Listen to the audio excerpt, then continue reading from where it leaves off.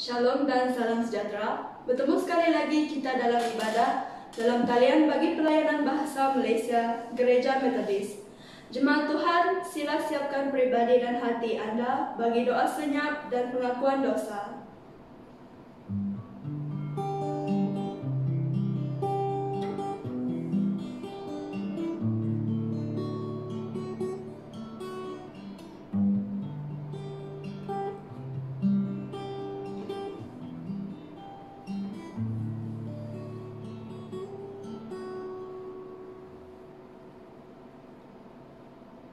Dalam nama Allah Bapa, Tuhan Yesus Kristus dan Roh Kudus, kita memulakan kebaktian pada hari ini. Pengisytiharan, aku akan memuji Engkau dengan segenap hatiku, Tuhan, dan menceritakan segala keajaiban yang telah Engkau lakukan.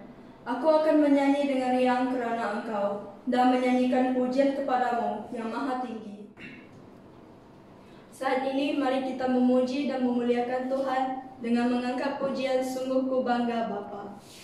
1, 2, 3.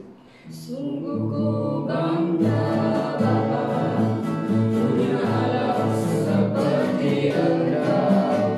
Sungguh ku bangga Yesus atas segala pengorbananmu. Tak ingin aku hidup lepas dari kasih-Mu. Kasih-Mu menyelamatkan dan beriku pengharapan. Kini ku persembahkan apa yang aku miliki. Memang tiada berarti bila dibanding dengan kasih-Mu. Namun ku ingin memberi dengan sukacita di hati, karena ku tahu ini menyenangkan hati-Mu. Mari kita meneruskan memuji Tuhan dengan pujian Jangan Lelah. 1, 2, 3. Jangan lelah bekerja di dalamnya Tuhan, Roh Kudus yang berikan kekuatan, yang mengajar dan menopang. Tiada lelah bekerja bersama-Mu Tuhan, yang selalu mencukupkan agar segalanya. Katakan tanah bergelombang, timbullah tanah yang berlubang, menjadi siap dibangun di atas dasar iman. Katakan tanah bergelombang, timbullah tanah yang berlubang, menjadi siap dibangun di atas dasar iman.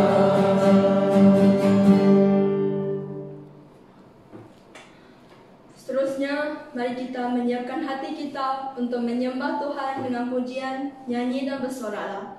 1, 2, 3.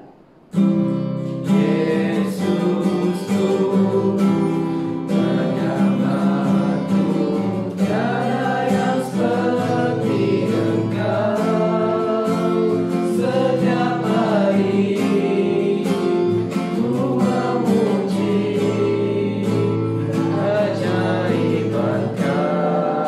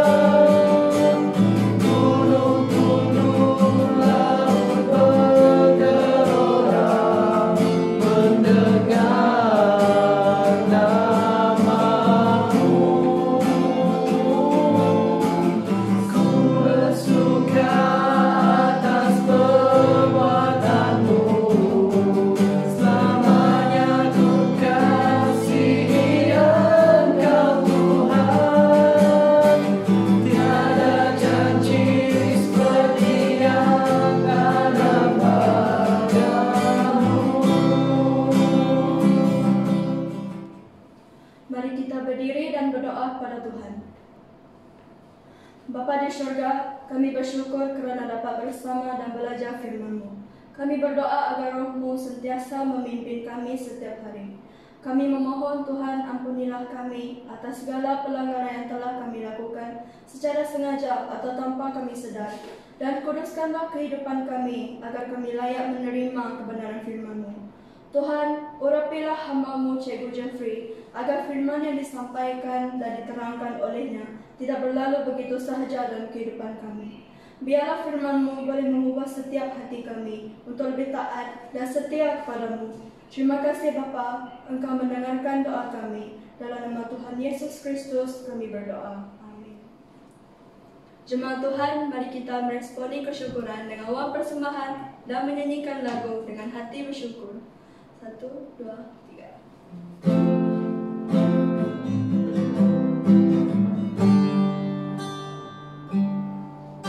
Dengan hati bersyukur pada Allah yang kudus, syukur karena diberikan putranya Yesus. Dengan hati bersyukur pada Allah yang kudus, syukur karena diberikan putranya.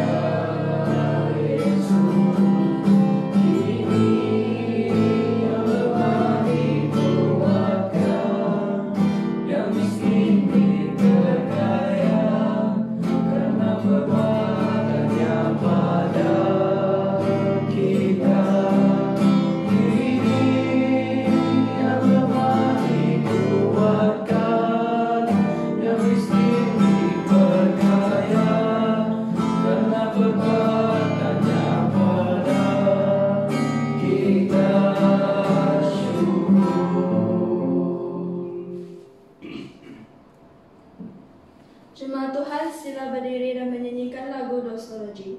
1, 2, 3.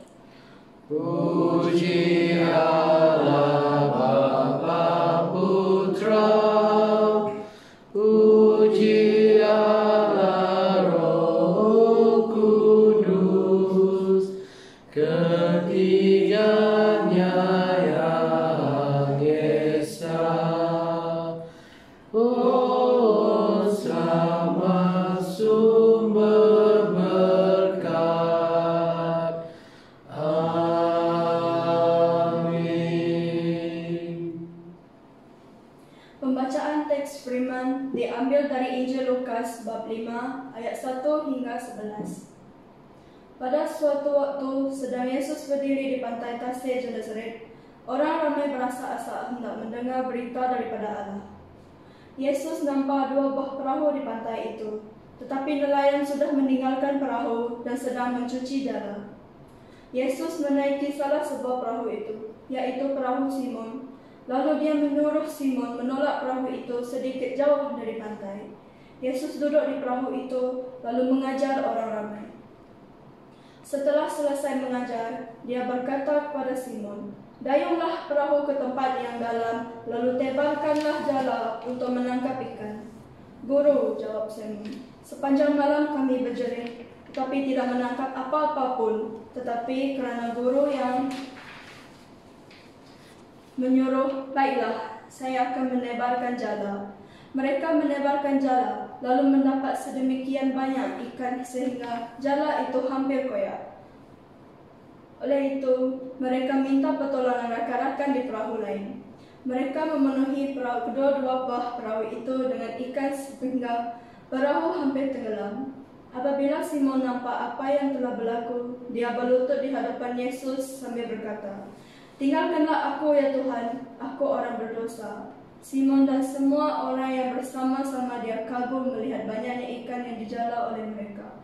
Demikian juga hal dengan rakan Simon lain, yaitu Yakobus dan Yohanes, anak-anak Zebedius. Yesus berkata kepada Simon, "Jangan takut, mulai sekarang kamu akan menjala orang menjadi pengikutku." Mereka menarik perahu-perahu itu ke pantai dan meninggalkan segala-galanya lalu mengikut Yesus. Puji Tuhan kerana sudah memberikan firman yang hidup sebagai pedoman seharian kita. Sekarang kita mempersilakan Cikgu Jafri untuk berkongsian firman Tuhan dengan tema Tinggalkanlah aku ya Tuhan, kerana aku orang berdosa. Selamat pagi dan shalom kepada saudara-saudari. Kita puji Tuhan membimbing kita masuk ke satu minggu yang baru.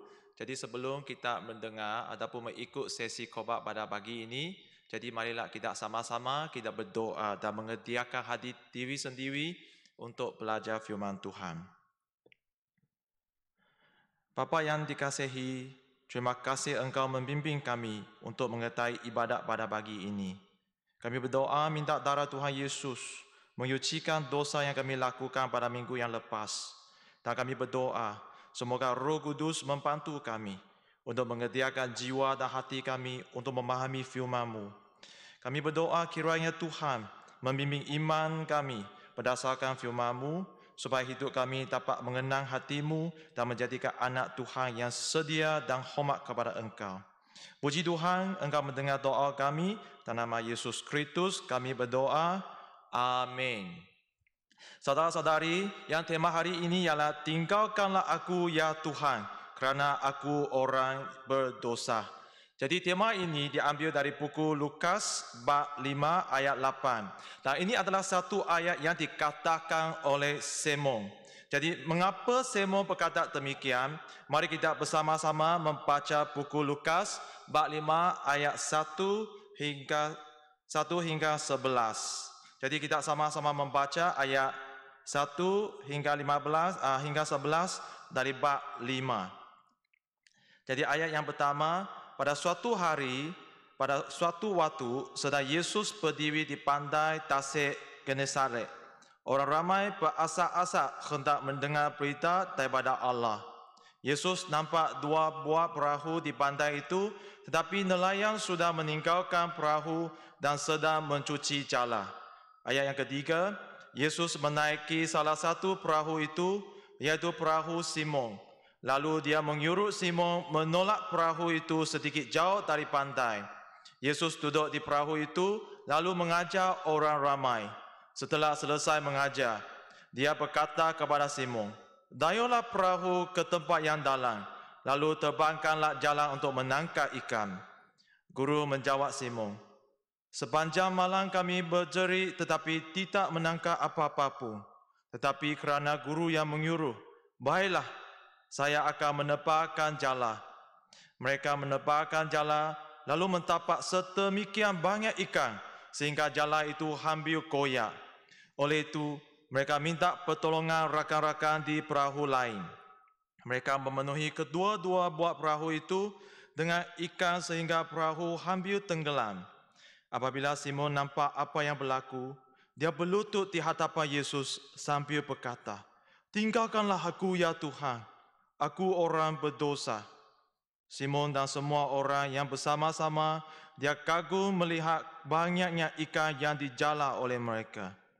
Demikian juga hal dengan rakan Simon yang lain, yaitu Yakobus dan Yohanes, anak-anak Zebedeus. Yesus berkata kepada Simon, "Jangan takut, mulai sekarang kamu akan menjala orang supaya menjadi pengikutku." Mereka menarik perahu-perahu itu ke pantai dan meninggalkan segala-galanya lalu mengikut Yesus. Ini adalah yang Lukas bab 5 ayat 1 hingga 11. Jadi di sini kita mesti terlebih dahulu kita mesti mengenali siapakah Simon. Simon ialah seorang murid daripada 12 orang murid yang dipilih oleh Yesus. Dan Yesus memberikan dia nama Petrus. Saya percaya semua saudara-saudari kenal siapa ialah Petrus. Jadi nama dia sebelum itu ialah Simon. Jadi selepas itu Yesus memberikan dia satu nama ialah Petrus. Dan dia ialah seorang nelayan dan menangkap ikan di Tasik Genesaret. Jadi ini ada satu tasik yang besar dan Simon di sana dia menangkap ikan dan bekerja sebagai nelayan. Jadi kita lihat yang 45 ayat yang 1. Di sini dia katakan pada suatu petang, pada suatu waktu, sedang Yesus berdiri di pantai Tasik Genesaret. Yesus pergi ke Tasik Genesaret dan banyak orang mereka berkumpul dan mau mendengar berita daripada Allah. Jadi masa itu Yesus dia nampak ada dua perahu di di pantai itu. Tapi tidak ada nelayan. Hanya yang Simon sahaja yang di salah satu perahu. Jadi selepas itu Yesus dia beritahu Simon dia mau menggunakan perahunya sebagai tempat untuk mengajar orang ramai. Jadi kita lihat yang seterusnya ialah selepas mengajar, Yesus dia menyuruh, dia memanggil Simon dan menyuruh Simon mendayung perahunya pergi ke tempat yang dalam untuk menjala ikan. Jadi kita lihat apakah respon Simon. Jadi di sini kita lihat semasa Simon dia mendengar perintah Yesus, dia tahu perintah Yesus adalah satu perintah yang tidak rasional. Mengapa Simon dia fikirkan perintah Yesus adalah satu perintah yang tidak rasional? Kerana Simon dia tahu Yesus dia adalah seorang tukang kayu sahaja dan dia bukan nelayan. Dan bagaimana mereka sebagai seorang nelayan harus mentaati perintah tukang kayu dalam hal menangkap ikan. Dan yang kedua, mengapa Simon dia fikirkan perintah Yesus tidak rasional? Sebab waktu menangkap ikan yang terbaik bukan waktu siang, ialah waktu malam. Tetapi sekarang Simon dia menghadapi satu masalah ialah sepanjang malam mereka menangkap ikan tetapi mereka tidak dapat ikan. Jadi pada masa ini ialah Yesus menyuruh mereka menangkap ikan pada waktu siang pagi. Dan yang ketiga, mengapa yang Simon dia berfikir yang perintah Yesus tidak rasional, iaitu tempat yang dalam bukan tempat yang sesuai untuk mereka menjala ikan, kecuali mereka mempunyai jala yang besar.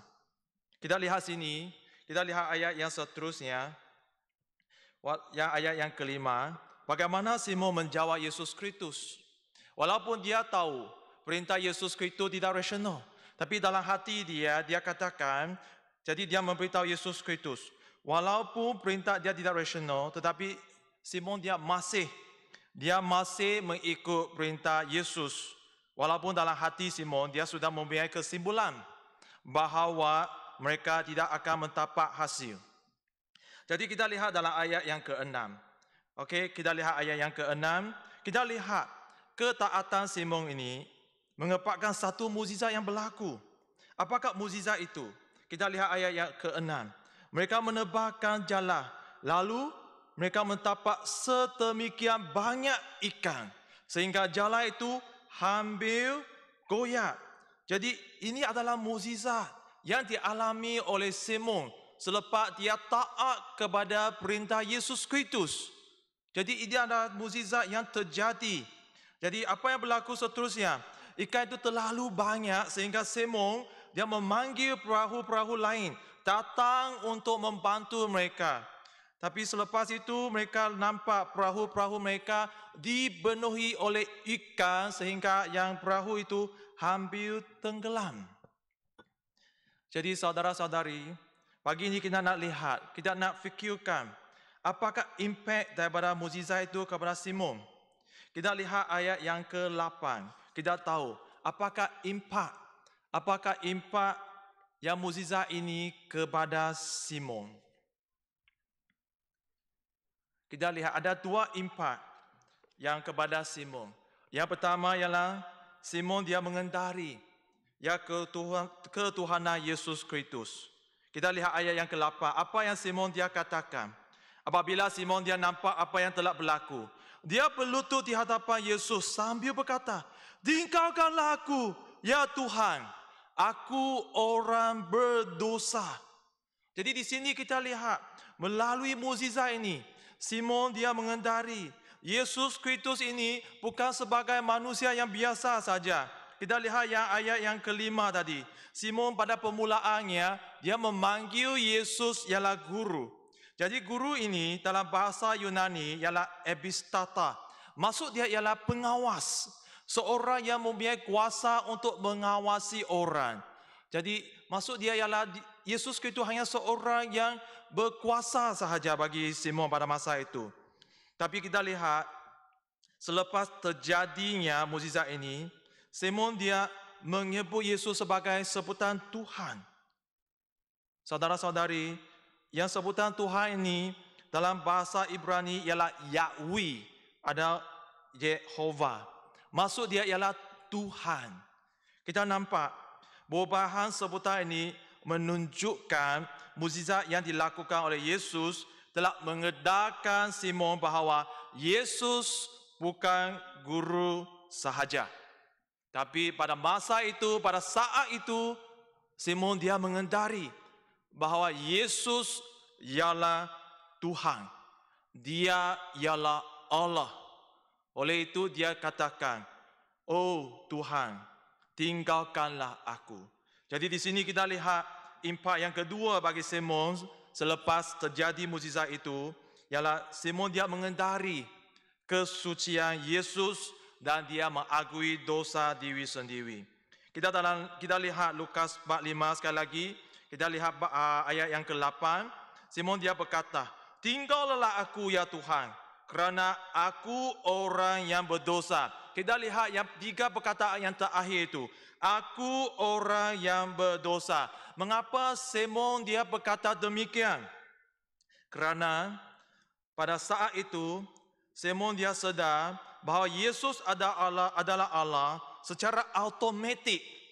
Dia diikuti dengan kesedaran akan kesucian Yesus.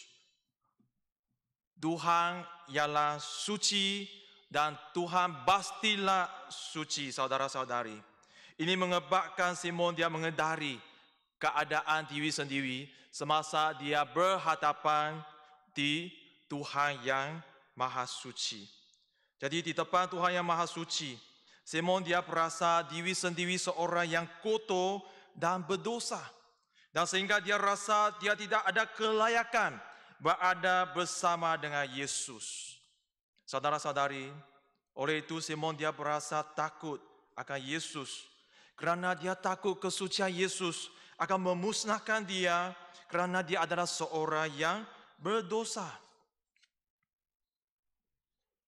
Saudara-saudari, yang bagi ini kita fikirkan, apa yang boleh kita belajar daripada mukjizat yang dialami oleh Simon? Yang pertama, kita mesti tahu Tuhan ialah suci. Saudara-saudari, hari ini banyak orang, kemungkinan termasuklah kamu. Kamu juga berfikir, hanya menekankan bahawa Tuhan ialah kasih. Hari ini banyak orang fikirkan Tuhan hanya kasih. Tuhan ialah kasih. Tuhan boleh mengampunkan dosa saya. Jadi saya boleh melakukan sebarangan apa yang saya suka dan saya minat. Sebab saya tahu apabila saya buat kesalahan, sebab Tuhan ialah kasih, Tuhan dia akan mengampunkan dosa saya. Tapi hari ini saya nak memberitahu kamu, saudara-saudari, ini adalah salah dan tidak seimbang, kerana Tuhan bukan sahaja kasih, tapi Tuhan juga ialah suci. Saudara-saudari, Tuhan sangat jelas mengatakan diri bahawa dia ialah kudus, adapun dia ialah suci dalam Alkitab. Kita lihat dalam Imamat bab 9 ayat 2. Kita baca sama-sama. Katakanlah kepada seluruh jemaat Israel, hendaklah kamu suci. Minta maaf, kita baca sekali lagi. Tuhan menyuruh Musa dan memberitahu umat Israel, kamu harus suci kerana aku adalah Allah yang suci, kerana Allah kamu suci. Jadi kita lihat di sini, Tuhan memberitahu Musa, suruh dia memberitahu umat Israel, siapakah dia? Tuhan memperkenalkan diri sendiri, dia adalah suci. Jadi ini adalah satu sifat yang penting untuk Tuhan. Tuhan ialah suci. Dan kita lihat yang seterusnya adalah Joshua pasal 24 ayat 19. Dia katakan, dia Allah yang suci dan dia tidak akan mengampunkan dosa kamu dan dia tidak mahu ada saingan. Jadi kita lihat di sini ialah Tuhan katakan dia adalah suci. Dan disebabkan dia suci, Tuhan dia tidak boleh mengizinkan dosa yang di dalam diri sendiri. Jadi dia tidak akan mengampunkan orang yang berdosa. Sebab dia tidak mahu ada saingan. Maksud itu ialah Tuhan tidak mahu dosa. Dia mahu ialah kesucian. Termasuk manusia-manusia yang dicipta oleh Tuhan. Jadi semasa Tuhan melihat kita. Kalau kita ada dosa, Tuhan tidak akan mengampungkan kita. Sebab dia adalah Tuhan yang suci. Dan kita lihat disebabkan kalau kita ada orang yang suci, Tuhan tidak akan mengampungkan kita. Jadi apa yang berlaku tanpa kesucian, kita lihat yang Ibrani bab 12 ayat 14. Kita lihat apa yang dikatakan dalam buku Ibrani. Kita sama-sama buka yang bab Ibrani bab 12 ayat yang 14.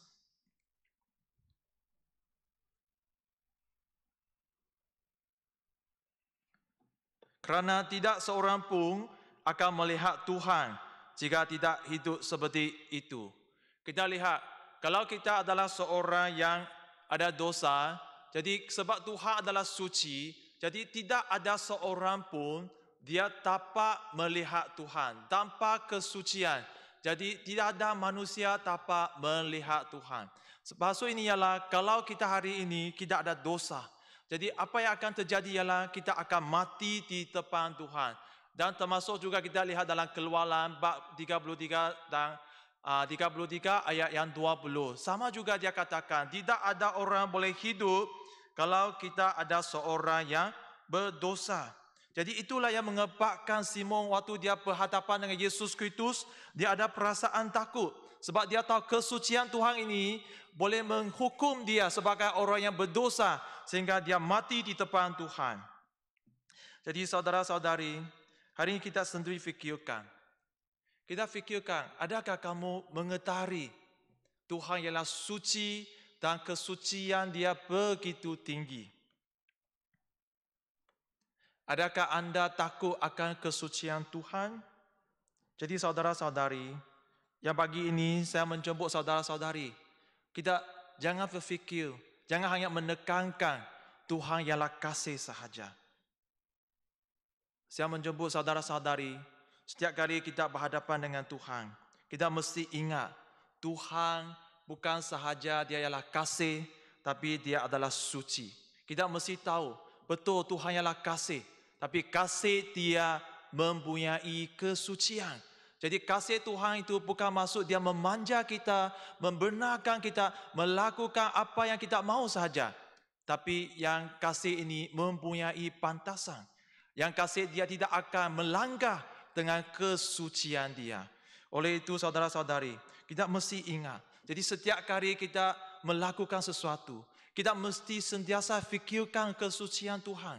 Supaya boleh menjadikan satu peringatan kepada kita untuk berhati-hati. Supaya kita tidak akan berdosa sehingga membawa kemusnahan kepada kita diri sendiri.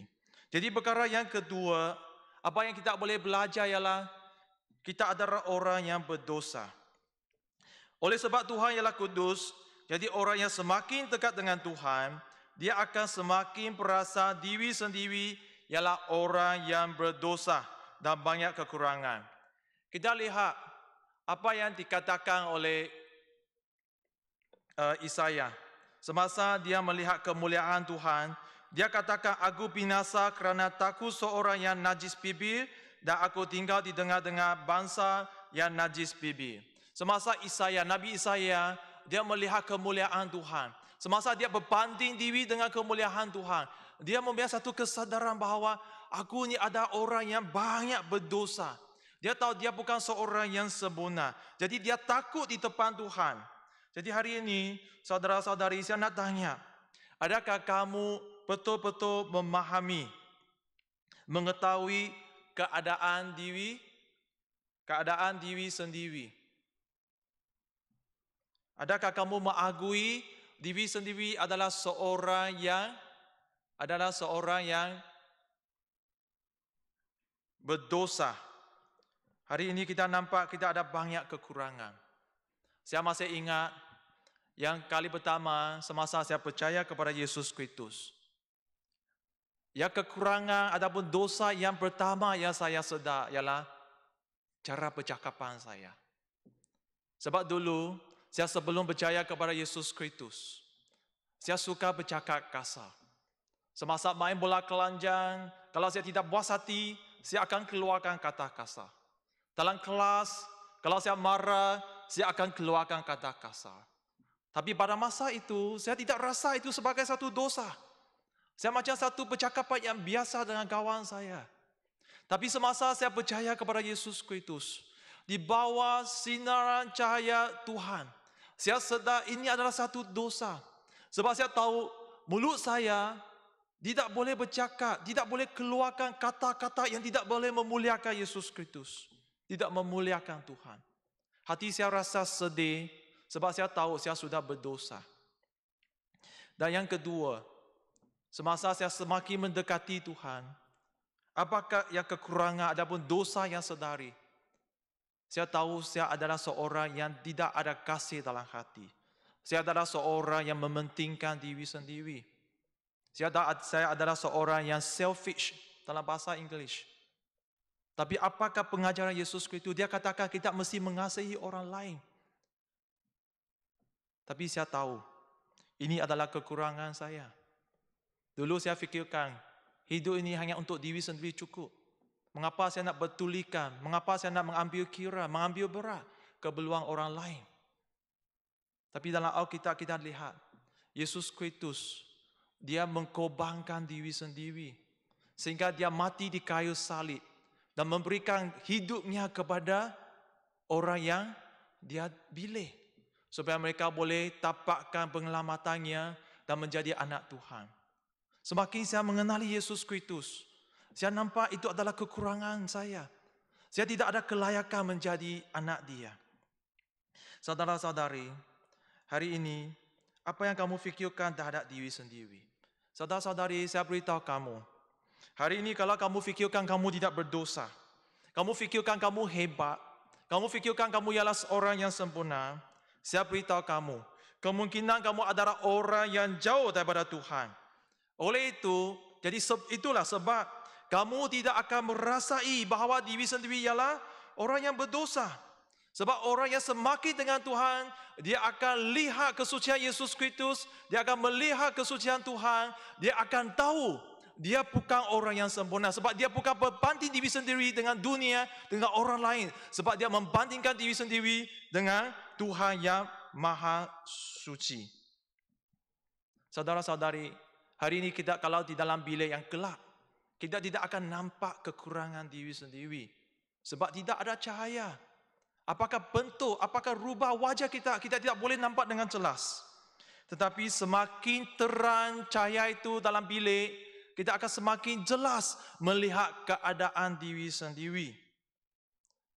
Jadi hari ini, kalau kamu masih rasa diri sendiri hebat, sempurna, tidak ada masalah, saya beritahu kamu, kemungkinan besar hari ini kamu ada orang yang jauh daripada Tuhan. Sebab Alkitab katakan, di dalam mata Tuhan tidak ada seorang yang sempurna. Dalam buku Roma katakan, semua orang sudah berdosa dan jauh daripada kemuliaan Tuhan. Termasuk saya, termasuk saudara-saudari pada hari ini. Yang perkara yang ketiga, kita lihat, Yesus dia menerima dan memanggil Simon. Apakah Yesus Kristus dia katakan? Sebelum itu kita lihat, selepas mukjizat yang dialami oleh Simon, bagaimana Simon dia membalas? Apakah tindakan Simon? Okey, kita lihat Simon dia sangat takut. Okey, dan dia berlutut di hadapan Yesus dan minta Yesus meninggalkan dia. Oleh itu dia katakan, tinggalkanlah aku ya Tuhan, aku orang yang berdosa. Semasa dia katakan ayat ini, dia berlutut di hadapan Yesus. Dia bukan berdiri, dia mempusingkan badan, tapi dia berlutut di hadapan Tuhan Yesus dan minta Yesus Kristus meninggalkan dia, jauh daripada dia. Tapi kita lihat apa yang berlaku. Bagaimana Yesus menjawab permintaan dia.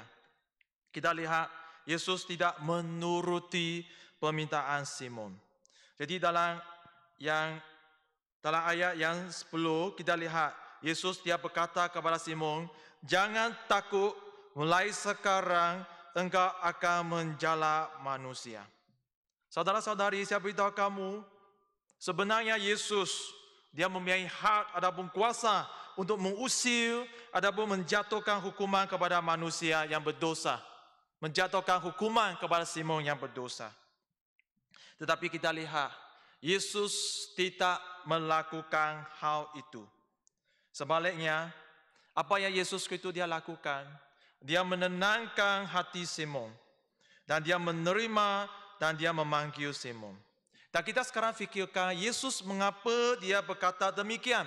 Mengapa dia mengenangkan hati Simon? Mengapa dia menerima Simon? Tapi dia bukan menjatuhkan hukuman. Sebab dalam Yohanes 3 ayat 17, kita lihat di sini apakah Yesus dia katakan tentang tujuan dia datang ke dunia. Kita lihat ayat yang ketiga 17, Yesus berkata, dia datang ke dunia bukan untuk menghakimi dunia, tetapi supaya melalui dia, dunia ini diselamatkan. Saudara-saudari, kita lihat ayat ini. Sangat jelas Yesus sendiri dia mengatakan, apakah tujuan dia datang ke dunia? Dia bukan nak menghakimi dunia. Walaupun dia ada kuasa penghakiman. Dia adalah Allah. Dia adalah Allah yang suci. Tetapi dia katakan, dia bukan nak menghakimi dunia, tetapi dia nak menyelamatkan manusia, menyelamatkan dunia ini. Yesus Kristus dia menenangkan hati Simon. Oleh itu dia menerima Simon dan dia memanggil Simon. Jadi kita tahu Yesus Kristus dia datang ke dunia disebabkan dia ingin menyelamatkan kita. Dia ingin membebaskan kita daripada hukuman dosa. Dan Yohanes Pembaptis dia berkata, dialah ialah tumpah Allah untuk menebuskan dosa manusia.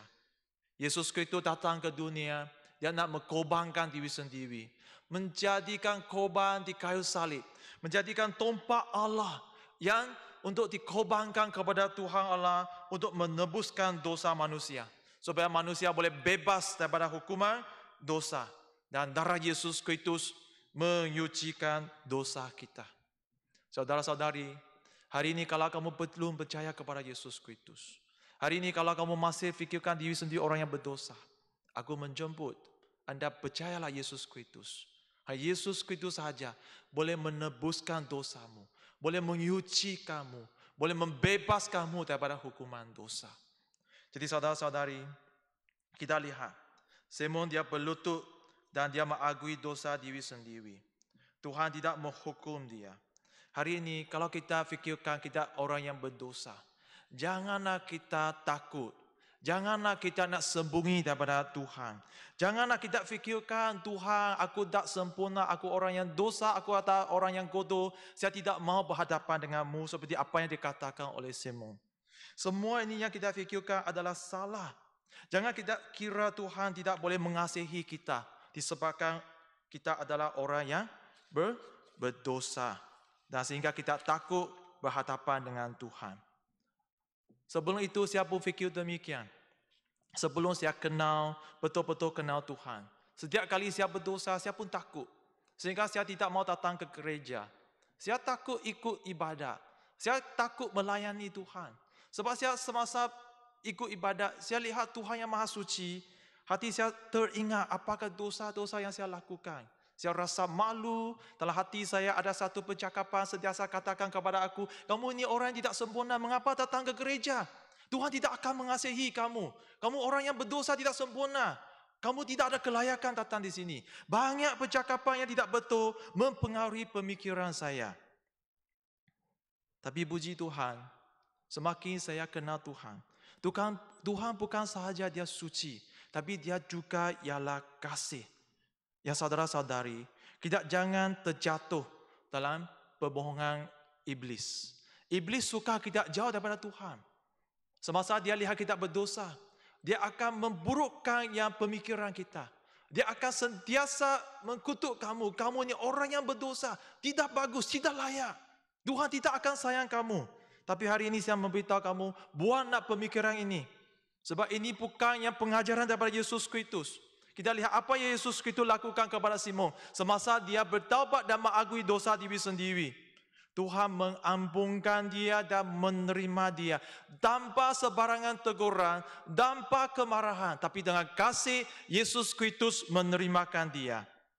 Saudara-saudari, Tuhan akan mengurniakan kasih-Nya kepada kita. Kalau hari ini kamu betul-betul bertaubat, mengakui diri sendiri adalah orang yang berdosa. Jadi kita jangan takut. Tuhan sudah sediakan kasih kepada kita. Yang pentinglah kita beranilah kita datang ke depan Tuhan dan minta pengampunan daripada Dia.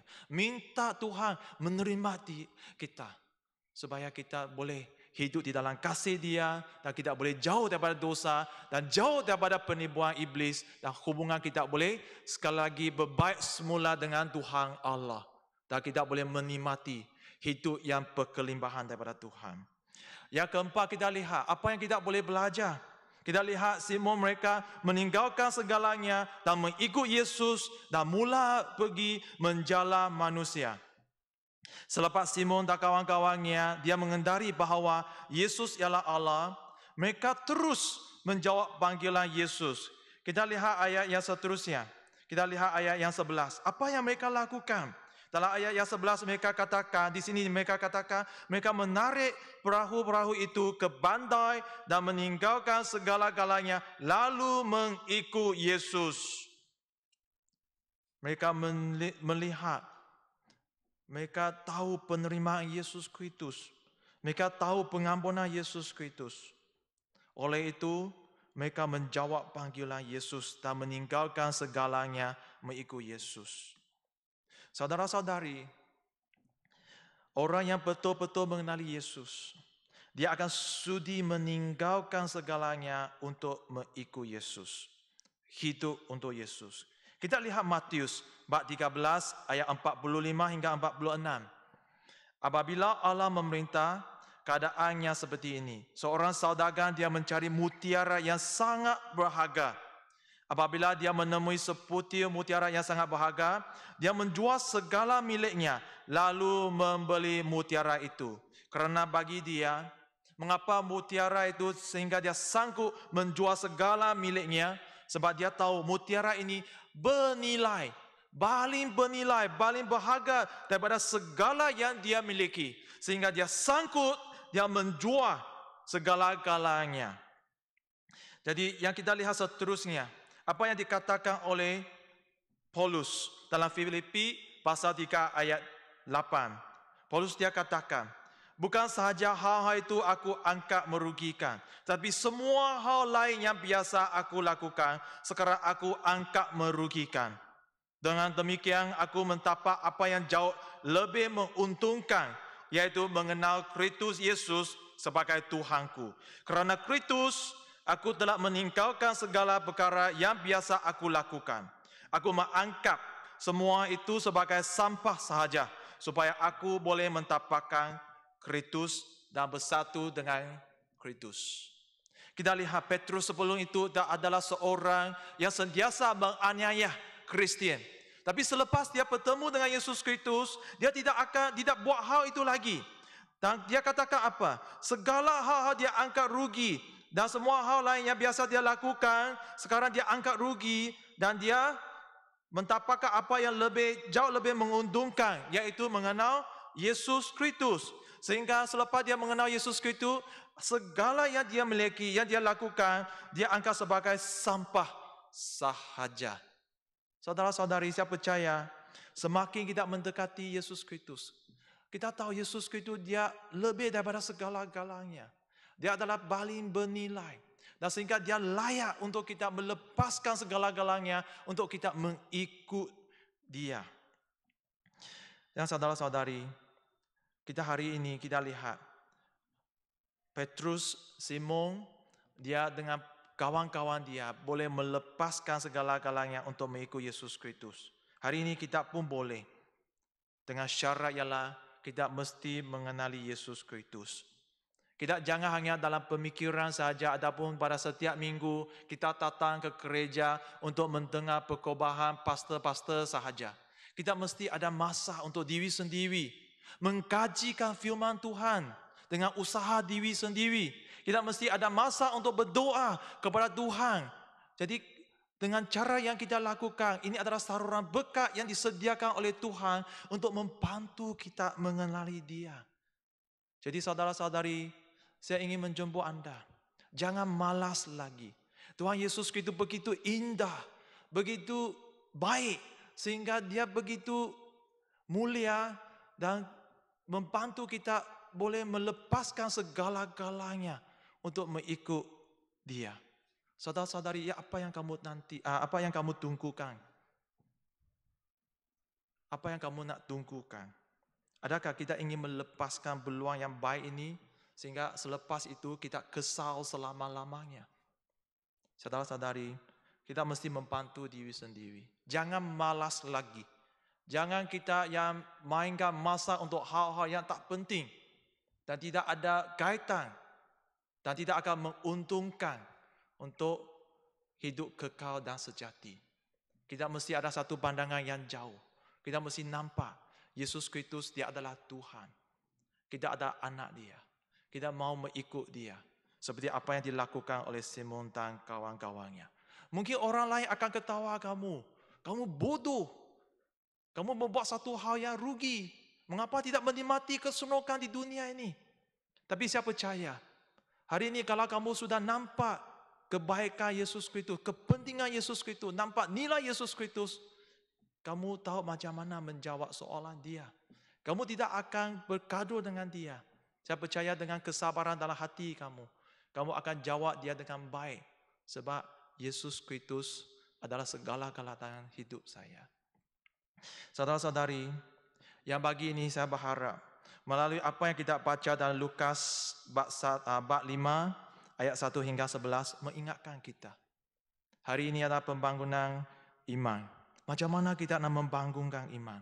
First, yang pertama, kita mesti tahu Tuhan yang Maha Suci. Kita mesti sentiasa mengingatkan diri sendiri. Dan yang kedua, kita tahu di depan Tuhan yang Maha Suci, kita ada orang yang berdosa. Sehingga kita ingin merendahkan diri sendiri, meminta pengampunan daripada Tuhan. Dan yang ketiga, kita mesti tahu Tuhan ialah kasih. Semasa kita mengakui dosa, Tuhan tidak akan mengusir kita. Tapi Dia akan menerima kita.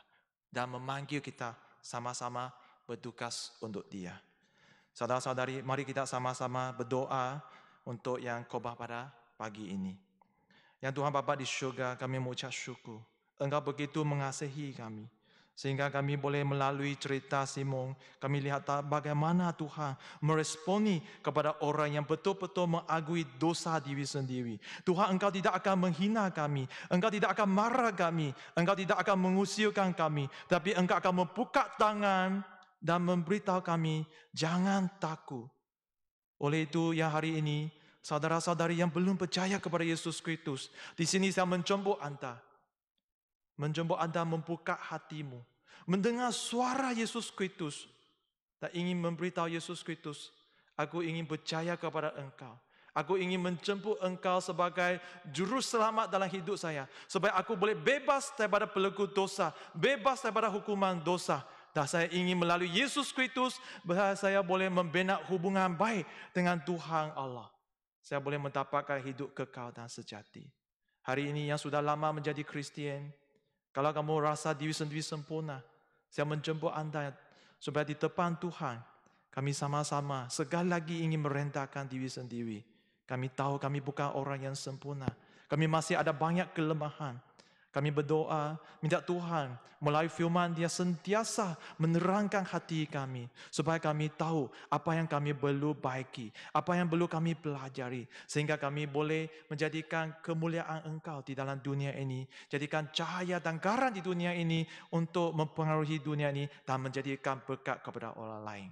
Terima kasih Tuhan Engkau mendengar doa kami. Nama Tuhan Yesus Kristus kami berdoa. Amin.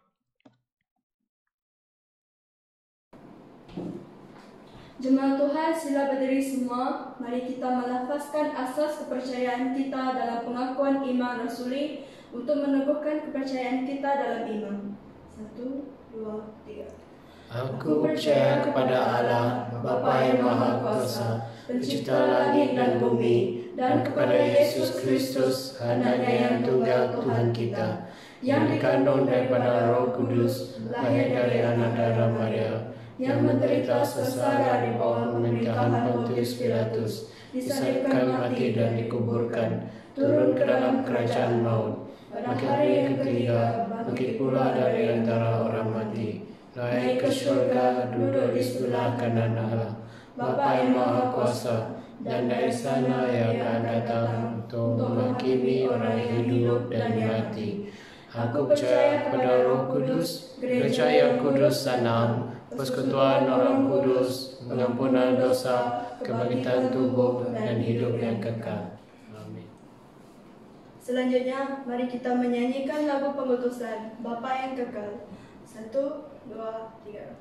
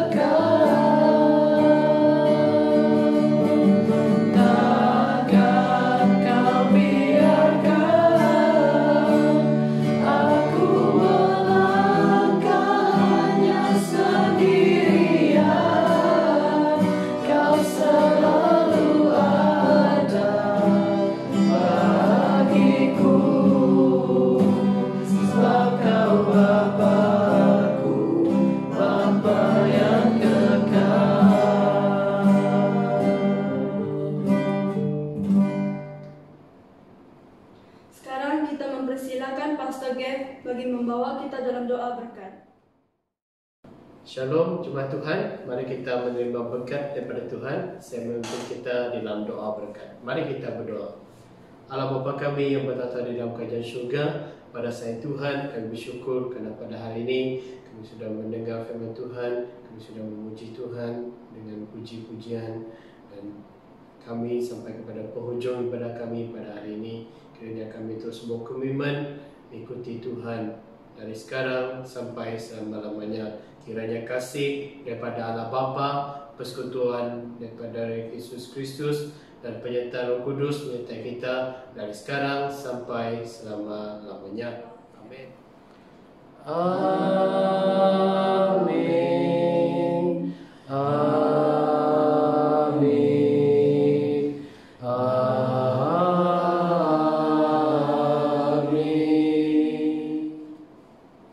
Jemaat Tuhan, sila duduk, doa senyap sebelum bersorai. Kebaktian ditangguhkan, Tuhan memberkati.